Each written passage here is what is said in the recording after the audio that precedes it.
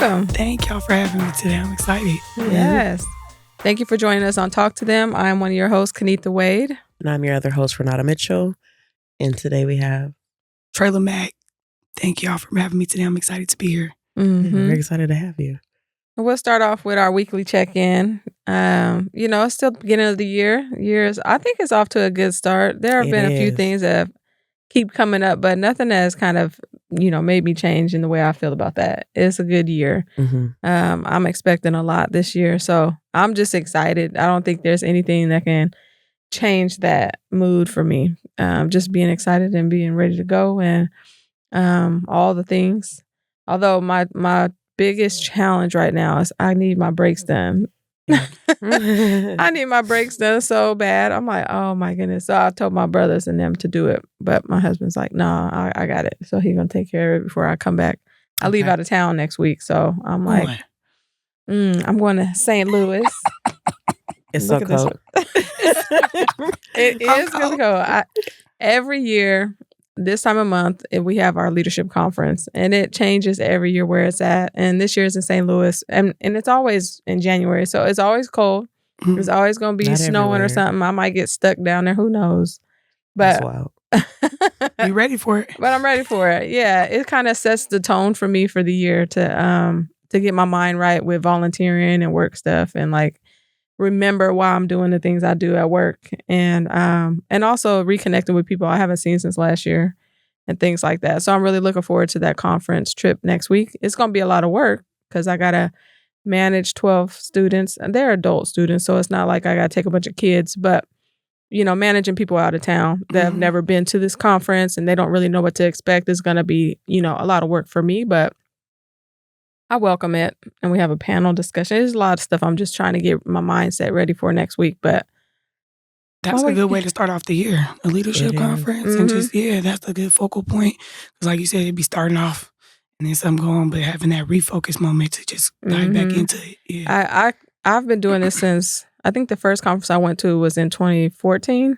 And I haven't missed a year since. And I can't imagine missing a year. Because for me, it is, by the end of the year, I'm like, I'm wore out. I'm tired. I'm exhausted. I don't know why I'm volunteering for nothing no more. Kind of lose focus of the whole cause of it. And so it is for me just to refocus. Yeah. That's get you fired up and ready to go. Yeah. And St. Louis is dope. So yeah, that's going to be fun. And we don't know what the weather's going to do at this point.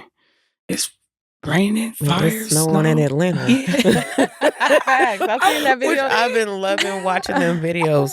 But they talk so much mess about us, but watching them down there, I'm like, that's what it looked like in Portland when it snowed. People skiing, people skating, people acting like they've never seen snow before. They doing music videos and everything. Yeah, photo shoots. They out there having a good time. Right. And I'm so happy for them. I think the difference is we get it, here and there a little bit more. Yeah. And they're like, there was somebody who was like, I'm 33 and I ain't never seen snow before. I was like, wow. That's crazy. Yeah. When I first moved to Atlanta in like 2009, it snowed real bad down there. And it was like, you brought the snow and the rain with you from Portland. And I was like, dang. But yeah, that was the last time it pretty much snowed. For my homeboy, it was like, it's the last time it snowed was when you was down here. Okay. Yeah. My week has been, it's been pretty good. Like, it's been pretty chill for the most part. I was mad because Friday I made spaghetti and I wanted it to last. Well, I made it for dinner and I didn't want to cook again, right? So I was like, I made the biggest crock pot I have. I made full of spaghetti. And I was like, okay, we can eat this for dinner. They can eat it all day Saturday. Not that they got to eat it for every meal, but they can, if they can eat it on Saturday. It should be gone by like midday today. And when I woke up the next day, more than half the pot's gone. And I'm like, wow, okay. Like, y'all. And I said, okay, so when this is gone, which it lasted most of Sunday, or Saturday, but when it was gone, I was like, well, y'all, whatever y'all eating is up to y'all. Because I cooked for this weekend already. And y'all ruined that, so y'all figure that out. But besides that, that's my only hiccup this week. But we got some new things on the horizon with our businesses. Some more spots opened up for us to do some more things. 2-cent open mic is coming back January 31st. The details will be on all of our social medias, so y'all can check that out, which is really exciting. We're starting to have all our stuff come back, plus being able to open up into some more things that we had planned but just didn't have the right space for. And our next paint and sip is on the 25th. And of January too? Mm-hmm. Okay, cool. Okay. I'll get that flyer out. There were some details. It would have been out, but I had to iron out some details. And I was like, I'm not going to put this on the flyer. And then people were like, well, it says on the flyer. Because when it says on the flyer, you got to honor what's on the flyer. So, yeah. So that was pretty much how my week was. It's been chill all weekend. I just been chilling. I did tell my kids, though, if y'all don't clean up, I'm taking everything out y'all room. That did happen at the beginning of the week. And then my daughter looked at me because she knew my back was hurting. And she was like, so you're going to take my TV out my room? And she wasn't saying it smart ass, but she was saying it like she's a Virgo, so she needs the logistics. What are we doing? Yeah. And I was like, I will have your brother take your TV out your room and put it in my room. And she was like, oh, okay. She was like, I want to know how you're going to do this. Right. That you're claiming that you're going to do. Right. Just give me the details. We'll just follow through. Yeah, that's what they be looking for. Yeah. These kids. Yeah, this week was pretty cool. I mean, every week is eventful for me. I swear, it's like always something. Okay. My 3 kids, so they all got practices or games or something. And then at school, I feel like I was at their school this week's more than work, just with the kids. Starting out a new year, coming off break, a lot of energy, a lot of emotions. You know, kids is just up there. So just being up there at this kids' school all week, diffusing and de-escalating, managing the schedule, getting ready for this year. Today, I was like, Lord, let me accept some of the stuff that I pray for that you're answering. Because you be praying for stuff and it's like, dang, okay, now it's here. And I didn't know I wasn't ready. You ready? Yeah. Ready. But it's hard, you know, when you think about the logistics and stuff and just planning and coordinating and having to follow through. You know what I mean? Having to really, really follow through on your end. It's easy when you're putting it off on somebody else and saying they don't, But you got to hold yourself accountable. So that's where I'm at this week. It's like just holding myself accountable, being able to see where I'm wrong at and then divert that to my kids because I see a lot of me in them. And so just, dealing with the kids in the schools and trying to stay hopeful, but it was good. Food was hard this week. Eggs was high. Oh my God. And I feel like my kids eat breakfast for like breakfast, lunch, and dinner. Hers too. Her kids eat eggs all day. All day. All day long. Boiled eggs, scrambled eggs, fried egg sandwich, mayonnaise and eggs. I'm like, I buy 2 of those 18 counts of eggs every few days. Yeah, my kids, that's what they eat. Eggs, rice, toast. Like for a minute, I got a was it a chicken pen or something to keep the chickens in? Yeah. Somebody gave me one a couple years ago, right? But I could never get it to be set up. But I was like, y'all eat so many eggs. Y'all about to raise these chickens. And y'all about to make these eggs. Y'all gonna see where it come from. But that fell through. That was too much work. I couldn't follow through with it. But I wish I could because they need to do something. Man. These eggs need to stop coming from the store, I think. Something. We got two neighbors on each end of our blocks got chickens. I said, I'm about to go meet them. I'm taking cookies over there, taking something. We're going to be friends before this year is over. Right. Yeah. Okay, so we're going to get into it. What are we talking about today? We're talking about boundaries and something about boundaries. The power of saying no. Yeah. The power of saying no. Yes. That's what stuck out to me. I said, okay, the power of saying no, God. You talking to me? Yeah. Learning to say no, the power of boundaries. Yes. Yeah. Healthy boundaries. So that's going to be like our overall theme or topic or whatever. But I wanted to start off by, talking about like the things you've been involved in, the things that you are doing for our community, for, us as Black people and our babies, and things you've been involved in and how you got to this point from wherever you decided, you know what, I want to go in this direction and be more involved in my community in this way. And that's however you want to tell that story. I see you like, I got no direction. I've been praying. I've been asking God for a clearer direction.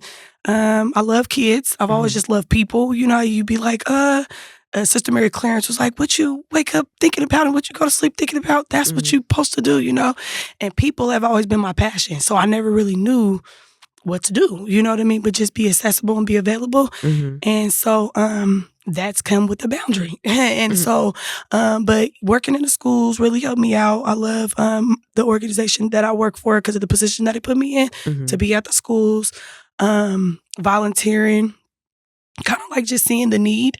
My background, with my parents being in prison for a really long time, really just showed me like the power of absence too, go a long way. And so that's where the village comes in. That it's like, people go to jail, mass incarceration, whatever the absence of the parent is, there's somebody else that needs to fill that void. So I feel like because I had such a strong village coming up, knowing good people, having a strong family, it made me want to be that for other people that didn't.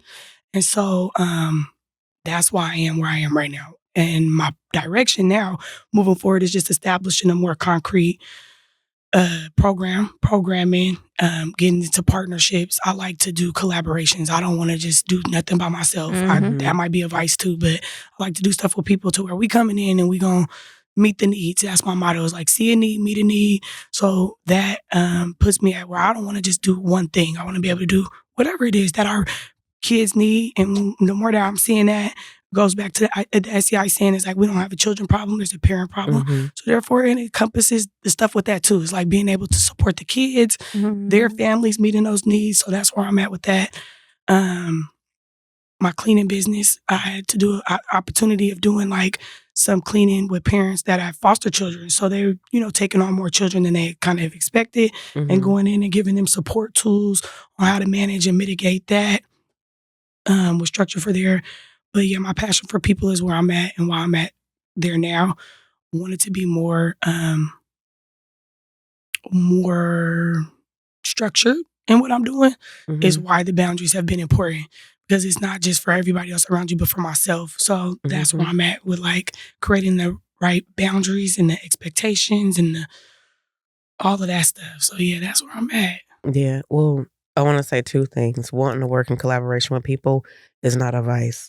That's our whole circle. We all there. I don't think there's anything that we do that we completely do by ourselves. Amen.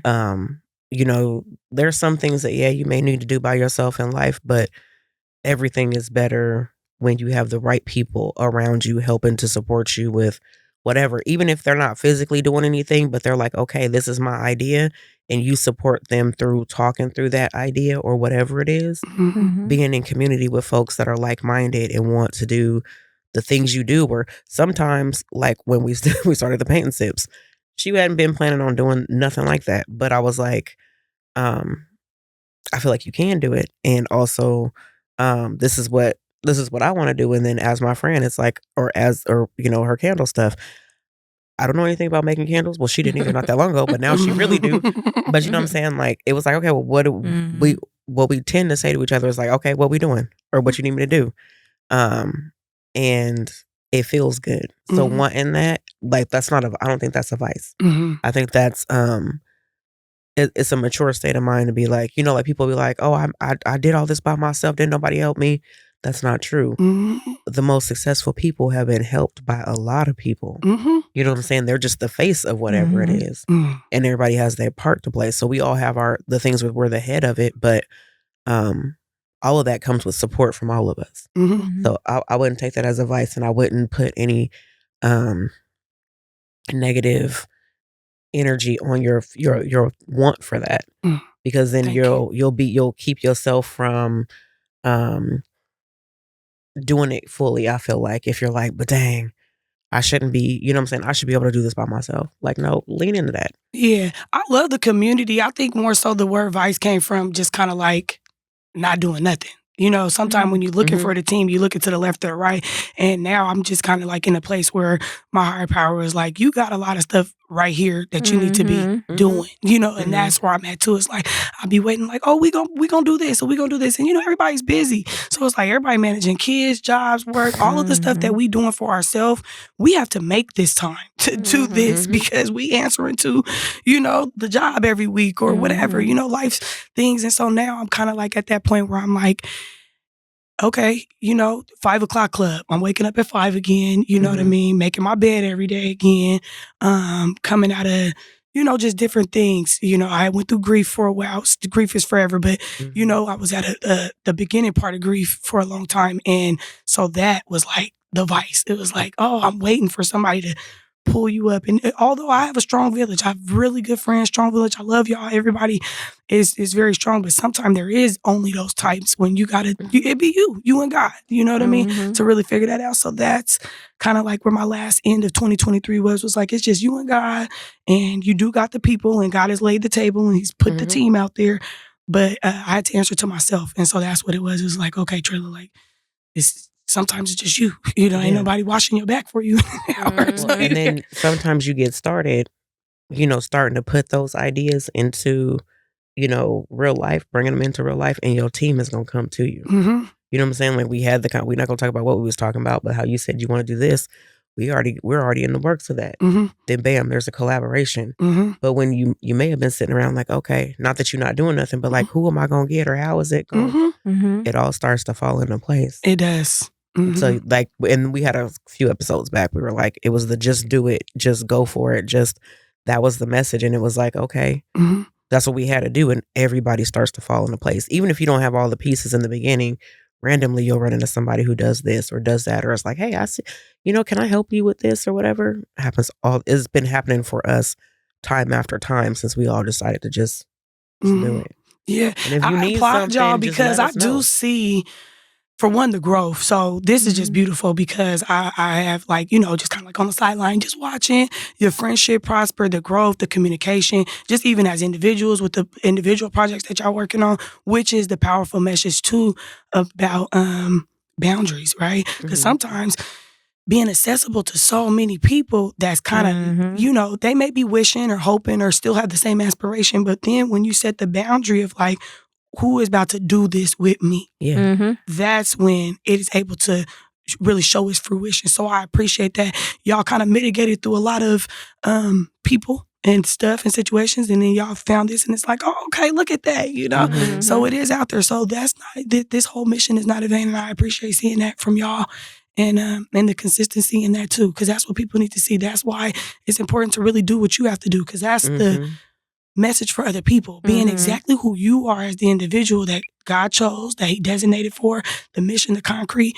That's what's going to be what somebody else is picking up. Like, I know what Kenitha over there doing because Kenitha did. This is what I'm about to do because sis did. That's what I'm about to do, So I appreciate that, because that's where I'm at too. It's just like, okay, because we got good people here. Yeah, I love my city. Right. I love people be, but you know what I'm saying? Like, like it's cool here. Everybody got their problems. I love Portland. And I do want to say too, as being a person who is of service, right? Like that's part of my personality, is being of service. That's where wanting to help everybody, and then coming into my 40s and then being like, not that I don't want to help everybody anymore, but if I'm not helping myself, then I can't help anybody else. Putting those boundaries up was hard, right? And I had to do it in stages. I wasn't one of them people that was like, no, and blah, blah, blah. I had to get comfortable with saying no and sitting in that discomfort, right? And sometimes I feel guilty, huh? Right. It feel guilty. It feels the same to me as when you tell your kid, like, no, you can't have that or whatever, and they really want it and you feel bad, but you know they shouldn't have it. It's that same like level of guilt for me when I'm not available for somebody. And then it got to this point where people started feeling entitled to my time, right? And entitled to my energy. And then you start feeling used and depleted at a faster rate. And I was like, okay, that started helping me being like, nope, faster, stronger, like, nah, I can't. You know what I'm saying? Definitely. I feel like, it's been a journey for me. I think it started, the creating boundaries started after I was running for election. I was running for president in my union, and I only did it because somebody asked me to. Not it wasn't because I just was like, oh, I want to do this, right? It was like, Kenitha, you should do that. And I was like, I don't know. And it took me a while to come to that same conclusion, like, okay, I will.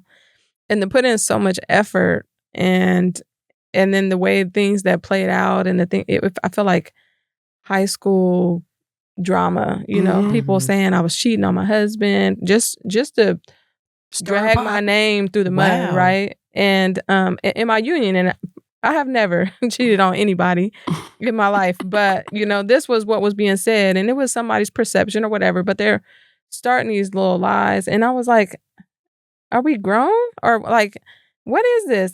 This is my union. I'm not in high school. Like, what in the world? Why do people have time for that? And it was after the election, I honestly was probably a little happier for the results than I would have been, had things went different. I really wanted the position because whatever. And then I didn't get it, and it for me was amazing to have not gotten it, because the level of work I would have had to put into it was like that was going to be a lot, and I was willing to do it. But then once my name started being drugged here and there, and people were saying this and this, and it was like, okay, why am I giving so much to this union or to this space? You know what I mean? And realizing how much of my personal life I was giving for this cause. And then this is what they were giving me. It was like, you know what?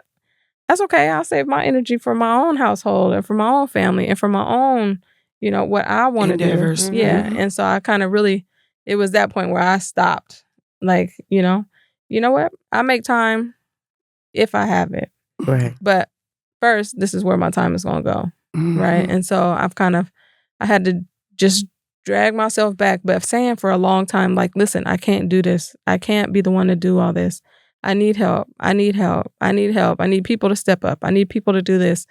And watching people still put stuff on my plate, knowing that, I still have 4 kids at home, out of the 6, and I work full time, and I'm trying to manage sports, and it's like I'm managing 2 households. I got all these kids. I make decent money, but not enough to do what I'm doing. And nobody is helping. So why y'all keep throwing stuff more on my plate? Oh, it's on me. That's on me, because I'm allowing y'all to do that. But you know what? I'm going to remove myself from this equation. And I've done a lot of that. And so it's interesting that this whole entire boundary setting thing was so new to me, because I used to be a yes ma'am, right? Somebody needs something. Oh, if I got time to do it, I'm going to do it. Not no more. Yeah. Yeah. They treated you like you was running for governor. Yeah, it was interesting. That's wild. But you know what's crazy? That's what I'm thinking about too, is like politics at a more elevated level too. But no matter what, because corporate and industry is the same thing. But going through to get through is a beautiful blessing, because of that circumstance, you're able to see a lot of stuff other places with everything else, So that's why I'm like, we're always where we need to be. And even though when we're going through those places of like overcompensating or being overly accessible and stuff like that, it's still just a part of us being molded and make it, you know what I mean? Because us as women, I believe we should always be malleable, right? And that malleableness comes from these experiences and the things that we give into the time that we're given, the dedication and everything like that. But we are the prime example too. Like parents say, do as I say, not as I do. But when we're able to hold ourselves to what we're saying to ourselves, then it constantly will flow, because we want to teach our kids what boundaries are. We want to teach our kids and lead by example with the community, even of like, we don't have interpersonal, we do to a degree here in Portland, but excuse me, but like the interpersonalness with people where they can be that transparent and saying, somebody started to drag my name. You'll see the slander coming. You'll see everything that comes along with that out of nowhere. You know what I mean? So it's like being able to help to go through those situations that we didn't proceed to know and bring something from it and then apply it to our life. That's why I'm like, we are where we need to be. Sometimes we're being used, because if you're not being used, you're useless, and God is the higher power. It's not just the people that are around us that we're sacrificing for being able to be used. In my perspective, it's like sometimes it's just a bigger mission than just me right now. But when it's time for me to say no and I got to back up and I'm drawing that line, I'm okay with that now, because I've known what we did. And that's why it's okay to give ourselves that credit too when we're going through, because sometimes you don't ever get it back. You don't get this reciprocation that you're looking for with a lot of these situations. Yeah. I think too, setting a boundary determines how that next level up goes too. Because if you don't set the boundary, then you're over here overwhelmed. Because already when you level up, it's gonna feel hard at first, right? Even if your plate is clear, right? It's because this is a new energy. It's not easy for you because you're not doing this all day, every day. All of a sudden you get this level up and it's like, okay, how do I manage this? It might feel chaotic for a minute, but it's just you learning how to manage your new normal, right? But say you don't set the boundaries from the previous level. Either one, you're not going to level up. So then you ain't got to worry about it until you can, because that lesson is to set those boundaries, get rid of those people, trim them trees, and then you level up. But let's say it's not one of those times where you got to necessarily do that. It's a lesson in not setting boundaries. It makes that chaos feel like overwhelming. And this is where you decide, okay, it's hectic and I can't continue to thrive unless I cut all these folks off or all these habits off or all this unnecessary, stuff off, or I'm not gonna make it. I'm gonna end up giving up and not doing anything because I'm gonna be like, oh, it was too hard. Well, it wouldn't have been that hard if you wasn't carrying on with all the extra chaos. You know what I'm saying? It's not necessary. You gotta let you gotta let things go in order to grow. You have to make room for new. You know what I'm saying? And if you don't, it's either it's not gonna work or it's gonna be too much. You're gonna finally get what you want where you were supposed to be and then lose it all because you didn't do what you were supposed to do for you. You didn't do what you were supposed to do for what you asked for, what you prayed for, what you worked so hard for. Like what is like, you know what I'm saying? I feel like since this year started and I wasn't even cutting people off. People was cutting themselves off. They were showing me, who they are and what they got going on, and they stopped talking to me. And I was like, ooh. Because also then I'm sitting there asking myself, well, how long would I have let this interaction, whatever this relationship is between us, go on unnecessarily? How long would I carry this dead weight of a relationship? That doesn't mean romantic. That means like whatever our engagement is. I know y'all understand, but but like the previous me, as long as I knew you, if I seen you, we talked, we engaged, whatever, even if I wasn't, I don't know, fake nothing, but I know you, I don't really have any actual beef with you. So there's no reason for me to cut you off. Exactly. It would feel weird, right? I felt like you had to have a reason. The reason is we have grown apart. The reason is we no longer serve a purpose together anymore. And it happened a few times this year. And I was like, wow, okay. But maybe they needed to do that for them and whatever their journey is, but also for mine. Because had any of those continued on, I wouldn't be where I am right now. I was listening to this guy, Charles something, older white guy, and I'll be listening to his podcast, but he was saying boundaries create buoyancy to the soul, right? And so sometimes if for me, where I'm at is like focusing on like you're saying, what you pray for. And when you pray for certain things, they'll get answered in the most meticulous ways because of, that's why it resonated with me because I'm like, it got to be a problem. It had to be. It used to be. If it's a problem, then yeah, okay, cool. But just waking up and being like, you know what, it's okay. I remember a long time ago, I was in a situation, I think it was going into high school maybe, and one of my closest friends, she was like, I can't be your friend no more because X, Y, and Z. And this is my expectation. Woke my game up. Like she loved me enough to say, you ain't doing what I expect you to do as my friend. And I love me enough to say, I cannot allow you in my space. And that's what's always stuck with me. It was like, it didn't even have to be a reason. I didn't do nothing to her personally. It was what I was doing to myself. But she was like, I can't be your friend right now, Yeah. And so that type of thing, it always grew me up where it was like, it's okay for there to not have to be a reason. And it's okay to, if you know that in your soul and your spirit that you doing what you're supposed to do to a degree, we all ain't perfect, but when God answered those prayers, allow the prayer to be answered in the place of like your obedience, you know what I mean? Boundaries and expectations of boundaries is like really biblical, into the sense of like, even Jesus, when he was like, okay, I'm done with the people, I done turned the tables, I done flipped over, now I'm out my character, I ain't never had to get that mad, I'm about to go over here. And Jesus would disappear. They speak about it a lot. Setting that boundary for yourself and others, no matter what the mission is, because the mission's still going to get done. But in the process, what does it take to get the mission done? And that does take boundary. It take on our own self though too. It's not always the people, and people take that personal. Like they say, when you doing different stuff for yourself, you're gonna lose a lot of different people because they're so used to the accessibility. People are so used to, yeah, she got it, they can do it, he'll pay for it, she'll, you know what I'm saying? Like, so no matter what, it's like people get used to it. Even when it comes down to your kids, kids get to that point where it's like, I know it's gonna get done. That's why it's important to set a boundary. This is your chore. I move fast. So I'm always fast, doing stuff to where I had to separate myself. One time I was doing something and his dad was like, no, if your mom is moving fast, you let her know, no, I got it. Take the reins on some stuff sometimes. And sometimes you got to let the reins go. Like you said, like it's the effort of being able to know that the higher power is in our favor, because what we truly do want, he want to align with our purpose too.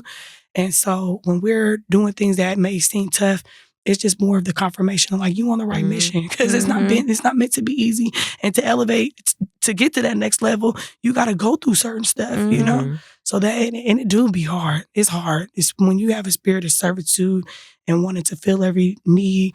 I got a Trayla dictionary, and I always call it, I'm salutative. I'm a salutative person, but I like to solve the problems. You know what I'm saying? And sometimes you got to be like, go through the problem, go through it, trust the process, let it be the just do it in your spirit. So yeah, that's so hard. That is so hard. But the chore thing, that's where I'm at with my kids, because I would do that too. Like, oh, they half-ass do something. I'm like, and then I go do it. And I'm like, no. You know what? Right now, the only thing I'm responsible, and I'm the child, the only thing I'm responsible for is my room.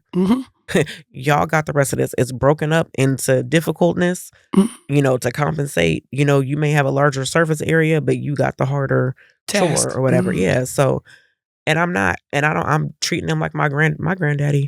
If you left a light on downstairs, he would come and be like, Trayla, come on, let me show you something. He would take you all the way downstairs to that light and be like, you left that light on. And expect you to fully turn it off and go back upstairs, like, with no problem, no attitude, no nothing. So that's what we're doing. I'm done with my chores. Okay, well, what's that little piece of paper? That doesn't look all the way wiped off, blah, blah, because at the end of the day, I'm trying to make sure that you know how to keep your own house clean when you do move out, right? Ain't nobody gonna be like, oh, no.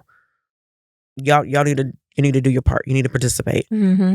But also, like, this is your chore that you should want to learn how to do this the right way. And the first time, like, you mad because I keep getting you up. You're saying it's done. And I'm like, no, it's not done. What do you see that's not done? They'll name off some stuff. And I'm like, and this, and this.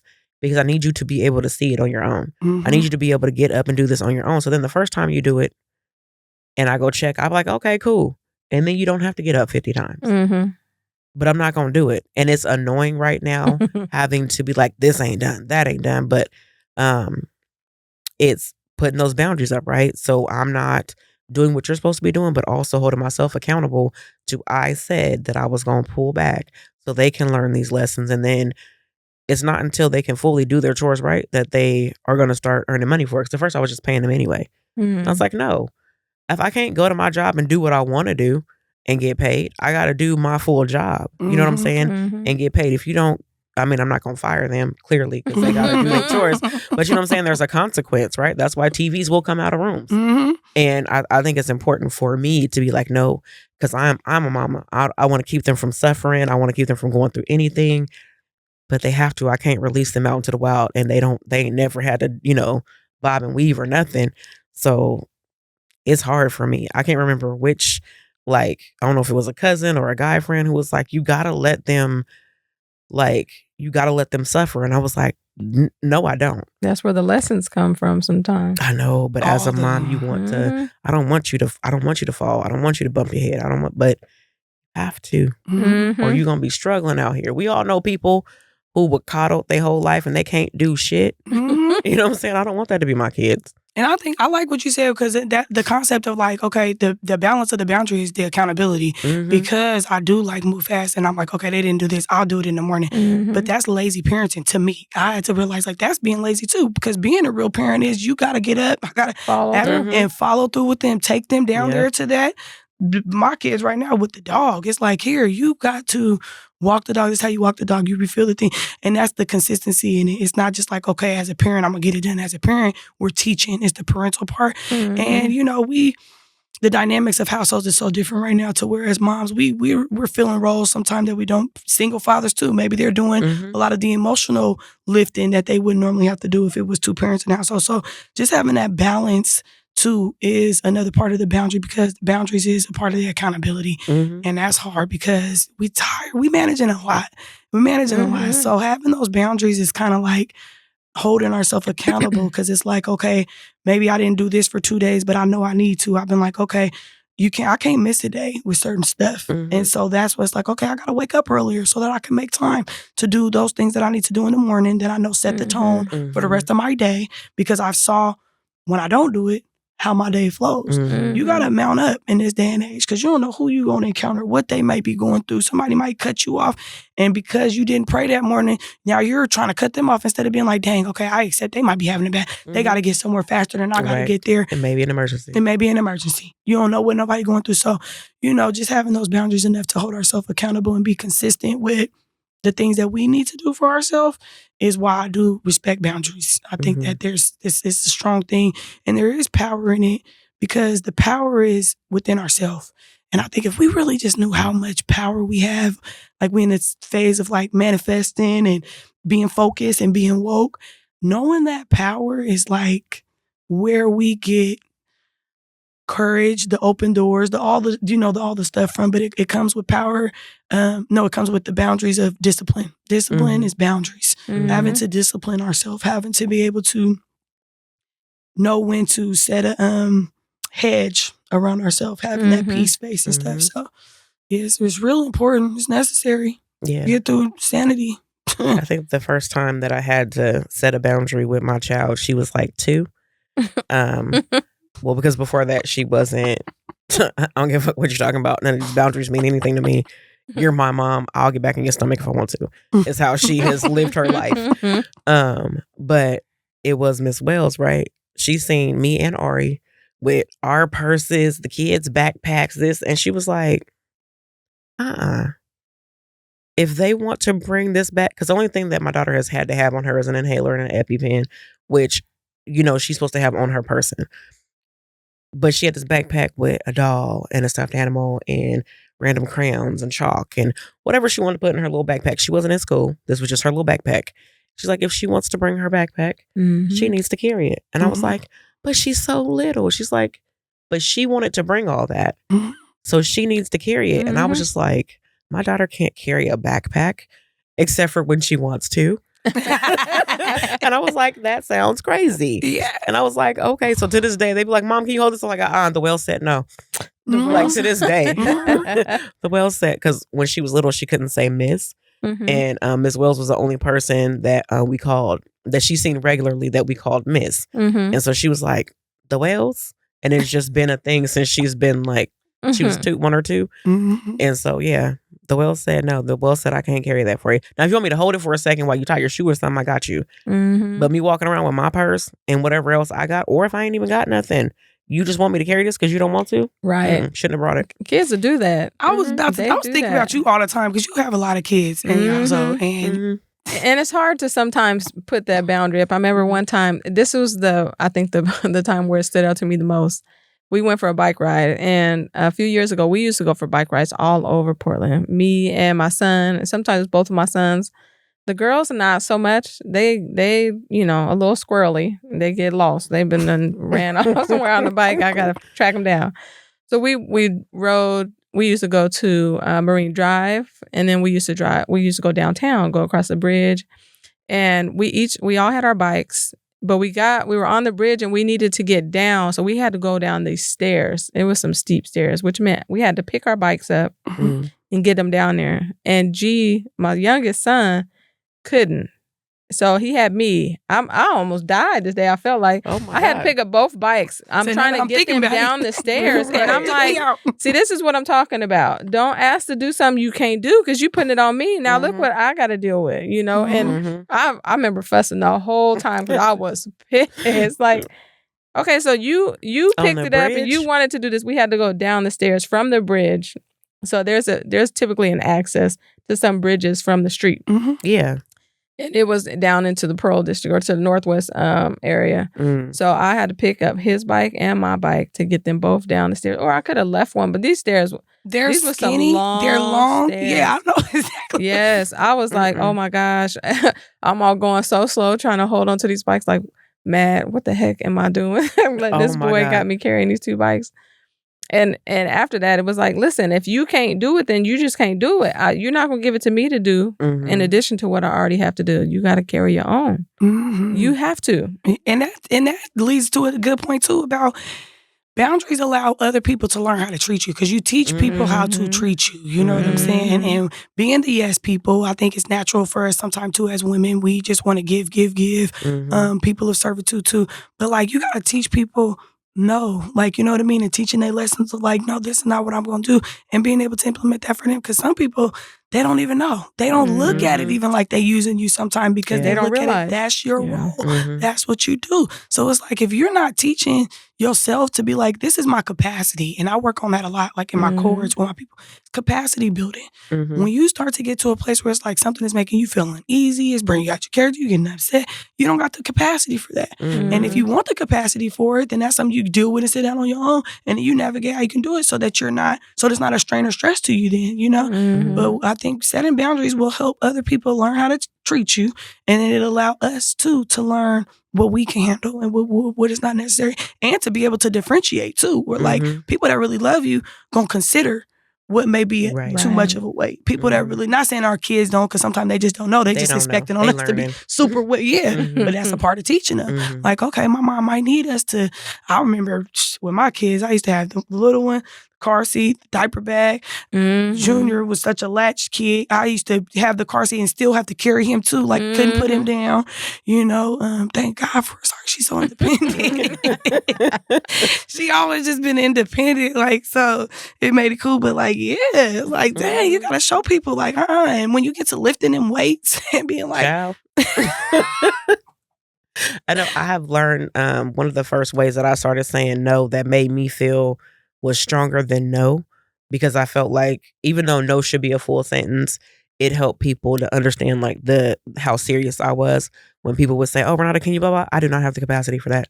I was literally saying that over and over again until I felt like people were starting to say or to accept me saying, "No, I'm not," or "I'm just gonna do this," or whatever, because we were so busy over the first like 75% of the year that once we got into wintertime, I've been doing a lot of like, I'm just going to be at home because I feel like I need to rest. Not that I need to rest necessarily to gain back all that energy, but it just feels good sometimes to just not do anything. And like we were talking before, like, yeah, I'm at home, I'm watching movies. Oh, so you ain't doing nothing? No, yes, I am. I'm taking time for me. I do not have the capacity for that. I have the capacity to sit here and binge watch a show. That's all I have the capacity for. I'm glad I have teenagers because I don't have the capacity for little people right now. You know what I'm saying? They medium-sized people. My son's tall as shit, but they medium-sized people. You know what I'm saying? In the grand scheme of things. So they can cook if they need to cook because I don't feel like it. You know what I'm saying? I need some time. And also accepting that that's not laziness. To take some time for yourself has been a whole nother journey, because if I have time, I should be doing something was another thing. Boundary. No, I don't have time. I need time for rest. I'm not physically doing something else that's keeping me from doing something for you. That's not what that means. And that's been a big journey for me. But I love being able, like in the beginning, it made me feel so just like I do not have the capacity for that. And then Empowered. people would sit with that, and you don't have to explain that. You don't have to go. I mean, you shouldn't. There's probably people who will be like, well, what do you, no, I don't have the capacity for that, which means I'm full up. Because what's understood don't have to be explained all the time, too.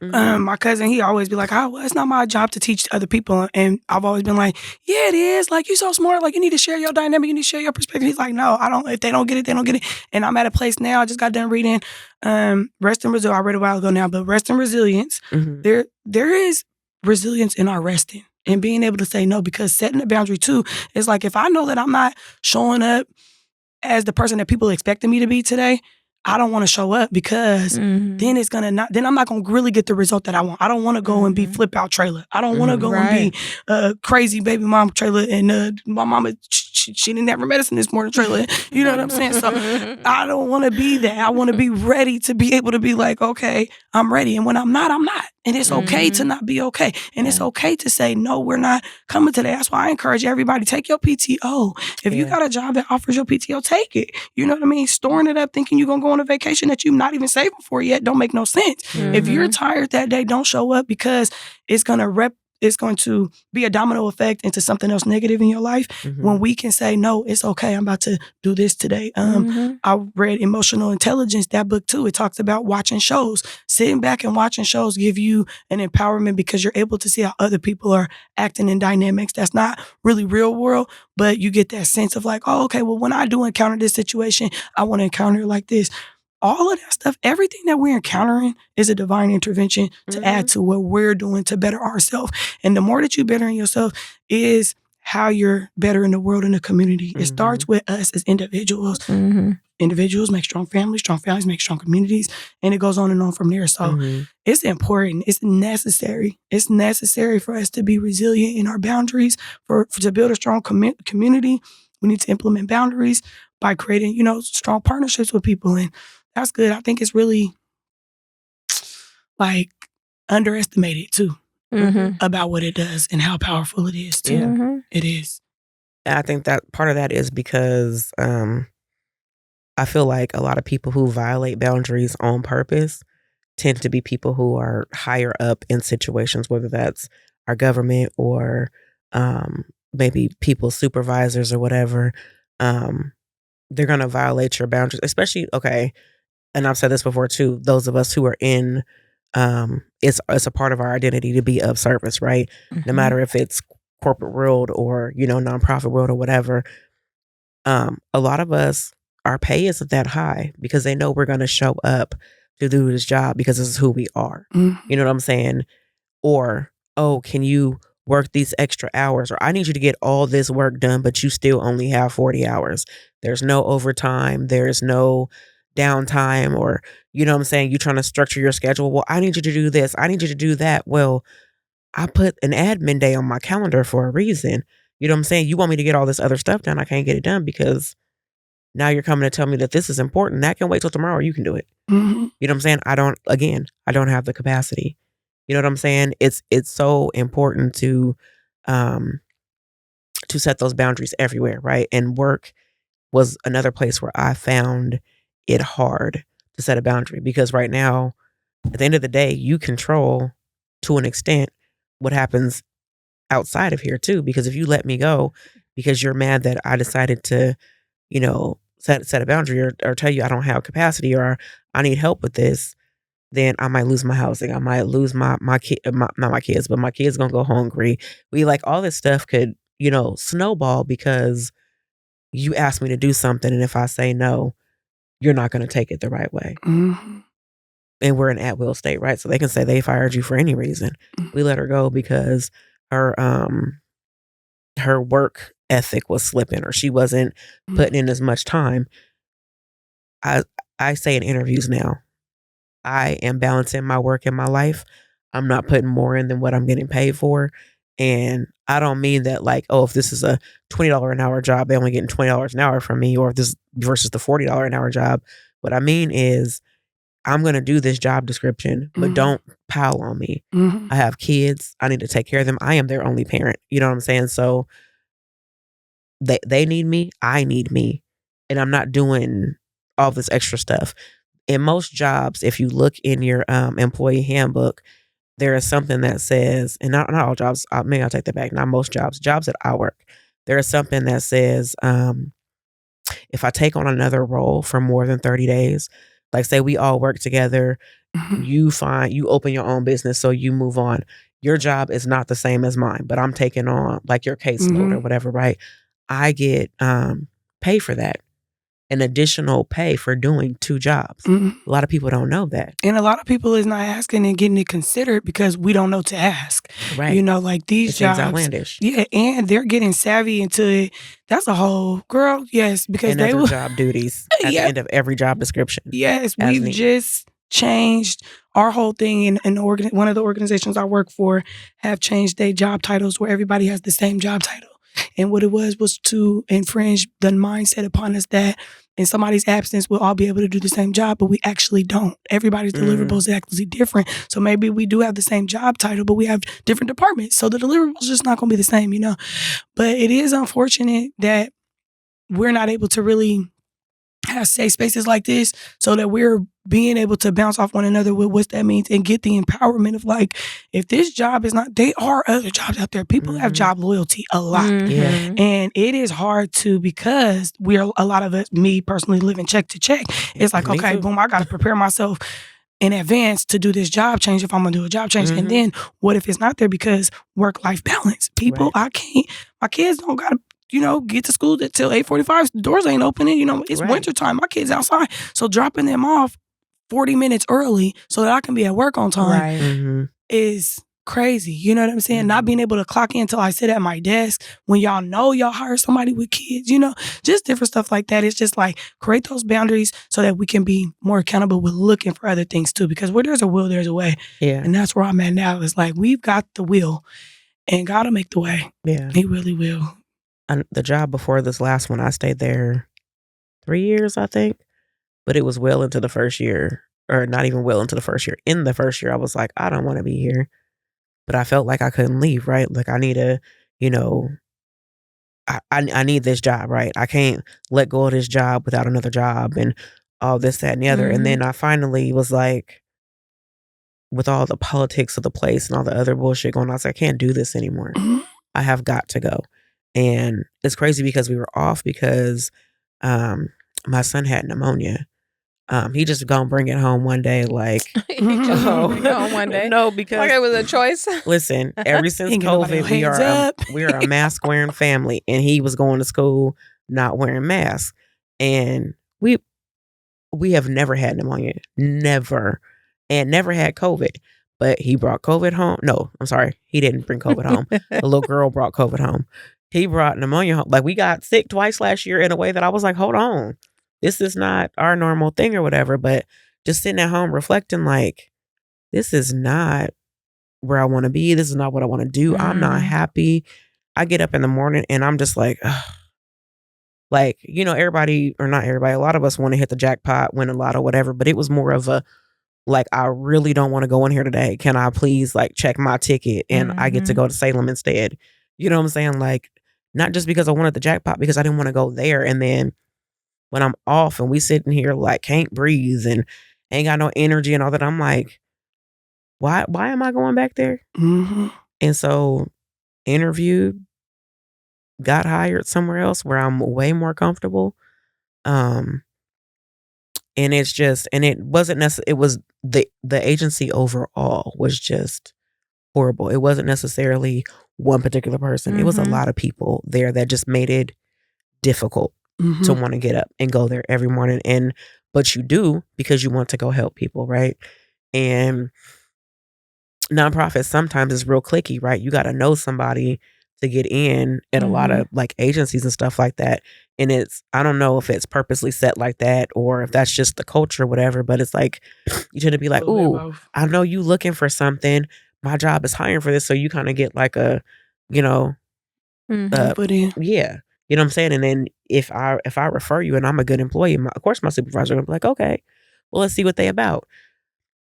So it kind of feels like when that's the world you're in and that's the world you want to be in, when you're leaving that world at one agency, it's like, am I going to be able to get into another agency? Do they know people at this agency that because they didn't like me, they going to go say stuff? Because, we go to a lot of meetings together, on different levels of, like all managers go to who have John's contracts. They're in meetings together or like whatever. And it's like, well, are they friends and they gonna say something? And it's hard. It's scary. That makes it an extra level of scary. That's the politics. Politics in the workplace everywhere. Yeah. Yeah, I experienced that same stuff in the industry that I'm in. You know, going to a new contractor, going to a new job site, going to a new crew, working for a new foreman. You know, you go in kind of like that. Like I listen to people say all kinds of stuff about me in my industry, and it's like I'm not the person that they claim me to be. Like I'm not this negative person that doesn't help nobody. Maybe the things I've done didn't help you doesn't mean I don't help nobody. You know, I am helping people. I'm helping the people I need to help. Right. And if you feel some kind of way because you weren't included in that is not my problem, you know? But to hear what people have to say because of stuff like that is really interesting. So when I go to a new job, I'm always like, you know, I don't know what precedes me. Yeah. Right. Is it my actual work ethic or is it whatever somebody said? And we all have to deal with that. Yeah. Yeah.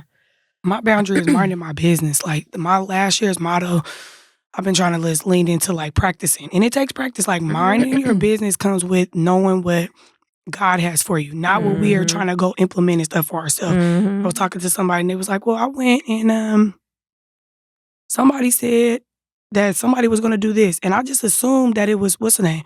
I said, why? What made you assume that? And so I think a lot of our own mind frame comes into that to where we're not setting enough boundaries with self-time and self-confidence to be able to sit down with ourselves and say, they're going to talk about you regardless. You're not going to be somebody's expectation no matter what.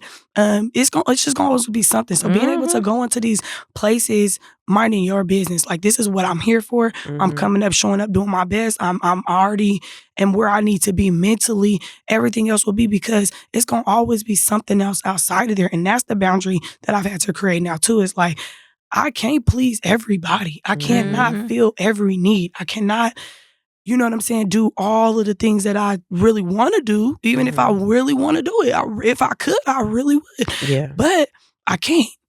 So it's okay to go into a place unauthentically yourself and knowing that that's okay too, because it's like, we can't. And that's just the simple basis. So that's accepting that.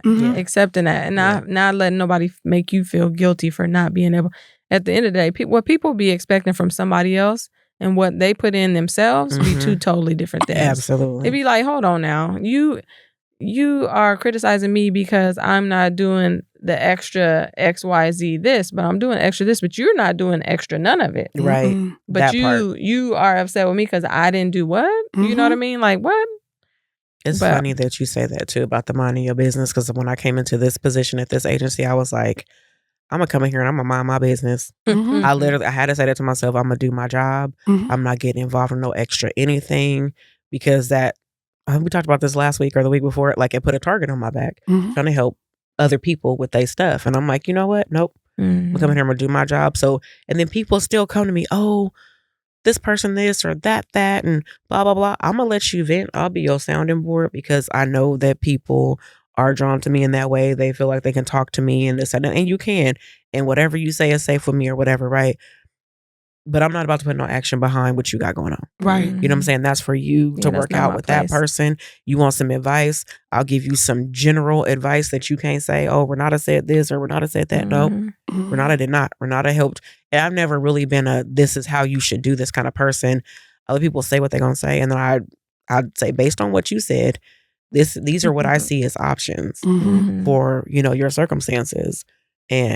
But that's a decision that you're going to have to make. I can't make that for you. I've never been that. I can't make decisions for myself. So I'm definitely not about to make decisions for other people.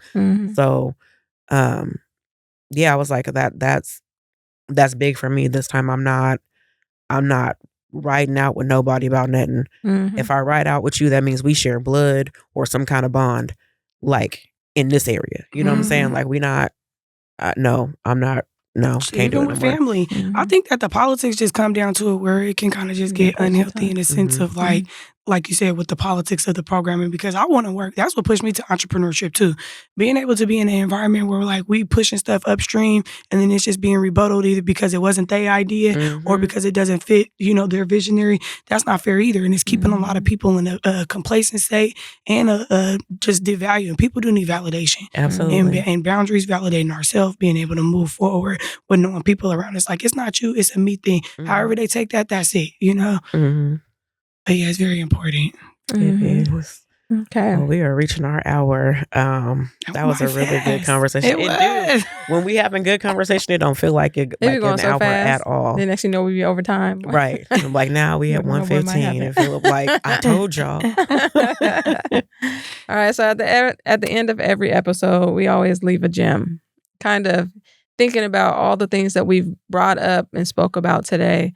Like, what's one little nugget, one good piece of information to share for people to think on or take away from the conversation. So we all usually find something. I don't know what my gem is today, so Renata gonna go first. Ooh, what if I didn't know either?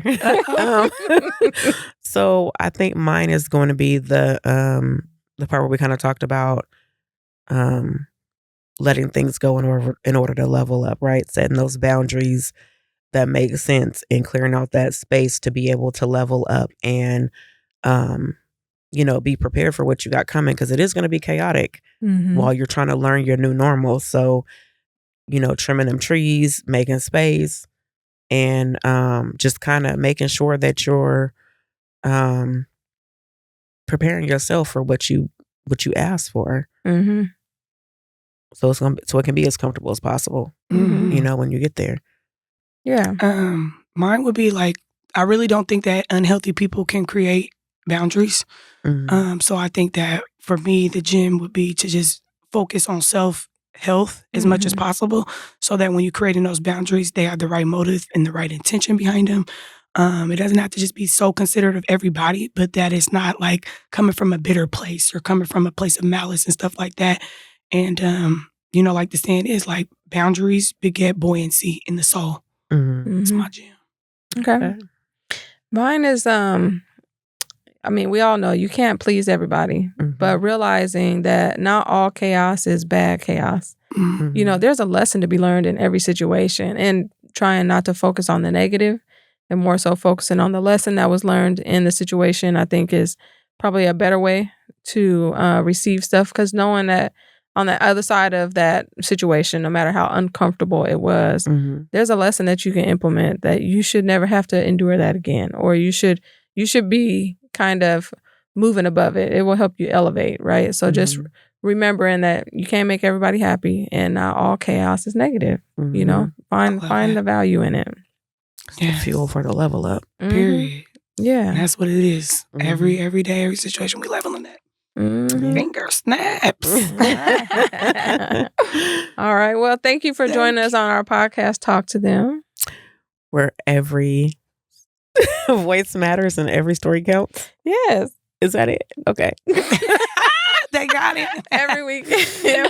No, because it'd be something every time. Talking about this, cracking up, laughing about it. We're going to get it to where we don't have to do that part no more. That's okay. But I like it. It's in y'all's voices, personal. I like it. Thank y'all for having me. Trayla Lomax, y'all. Shout out to Talk to Them for bringing me on. Y'all get at us. We got the Real, the Raw, the Rare coming out too. All around cleaning services. Hit me up for your cleaning needs. Speaking engagements, coming to the schools, community, whatever it is. Y'all know I'm here. Thank y'all. Awesome. Thank you.